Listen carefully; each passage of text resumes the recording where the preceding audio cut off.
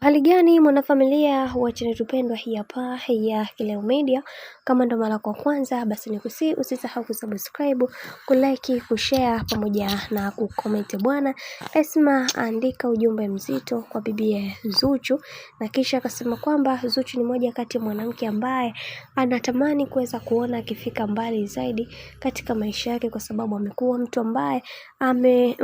amenyanyuka kutoka sehemu moja kwenda sehemu nyingine, hivyo anajivunia kuweza kuwa na wifi ambaye aliyekuwa bora katika maisha yake, na yeye binafsi hakuweza kutegemea kama haya yote yangeweza kutokea katika maisha yake, lakini kwa uwepo wa bibie Zuchu basi yeye anaamini kabisa atapitia mambo makubwa zaidi ya yale ambayo tulioweza kuyaona, na pia ameweza kufunguka vitu vingi. Kisha akasema kwamba mimi nitapambana kuweza kuhakikisha kila kitu kinakaa katika misingi na mikakati iliyo bora, kwa sababu kuna watu wengi wanatamani kuweza kuniona nikiwa katika mikakati iliyo imara, nami nasema kwamba kila linalotokea litakuwa katika misingi yangu, kwani kuna watu wengi wanaamini katika haya yote ambayo yanayotokea mimi ndio sababisho kubwa hivi ila kiuhalisia ninampenda sana wifi yangu na natamani kuweza kuona akifika mbali zaidi ya hapo ambapo alipo. Hicho ndio kitu cha umuhimu na ndio kitu pekee ambacho nimekuwa nikivutiwa nacho, na naamini katika haya yote Mungu atasimama nami kuweza kuhakikisha kila kitu kinakwenda kuwa sawa, kwa sababu watu wengi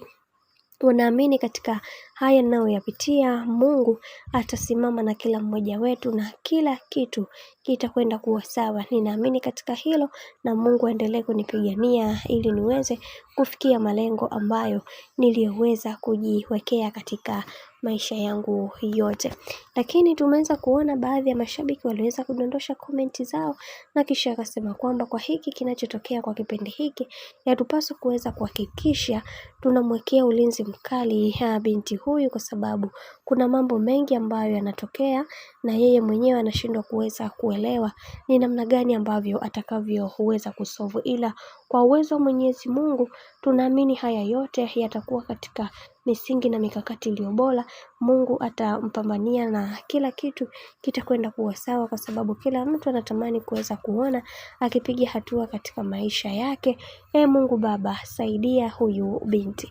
Bwana, mambo ni mengi sana kuhusiana na haya yote ambayo yamekuwa yakiendelea kwa kipindi hiki, lakini wacha tuone mwisho haya yote itakuwaje, kwa sababu kuna mambo mengi ambayo yanayoendelea na sisi tunashindwa kuweza kuelewa na kutambua ni namna gani ambavyo tutakavyoweza kutatua haya ambayo yamekuwa yakizungumzwa huko mitandaoni. Bwana, mambo ni mengi, mimi nikusihi kitu kimoja, kama ndo mara kwa kwanza basi usisahau kusubscribe, kulike, kushare pamoja na kucomment.